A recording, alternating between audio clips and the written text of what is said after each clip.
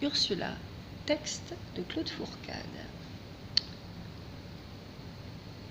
En dehors de toutes ces merveilles, charmilles, tapis verts et miroirs d'eau, en dehors de la roseraie aux 100 variétés qui faisaient la gloire de juin, en dehors des tourelles, des balustres, des alcôves tendues de moires anciennes, des trumeaux, des âtres et des blasons, en dehors du silence harmonieux qui est le vrai luxe des grandes demeures, il y avait ce long couloir où s'alignaient les portraits de famille accrochés là depuis 2 siècles. Ce long couloir que tu aimais plus que toute chose à cause des présences et des témoignages du passé qui conservaient là tant de mystère. Tous les ancêtres te regardaient marcher toi, la dernière châtelaine de ces lieux dans ta robe de mousseline claire d'une si moderne élégance. Leur regard mort semblait chercher tes yeux.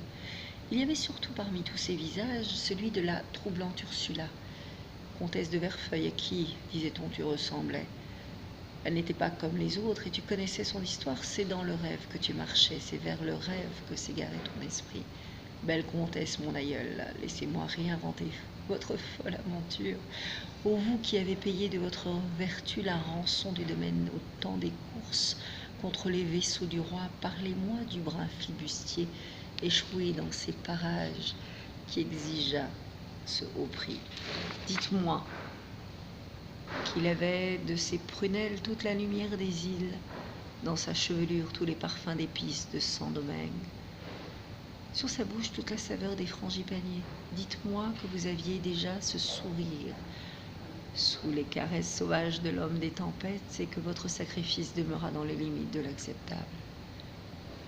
Laissez-moi croire que le soupçon de perversité qui rend si étrange la moue de votre lèvre n'est qu'un des aspects les plus secrets de l'amour et que votre front délicat, parmi vos cheveux dénoués, cessa pour un court instant d'être dominateur. Blonde et troublante, comtesse Ursula, mon aïeul, laissez-moi réinventer votre chaude aventure. En ce corridor hanté d'orgueil, d'ombre et de silence, ce silence harmonieux, ou complice qui est le vrai luxe des grandes demeures.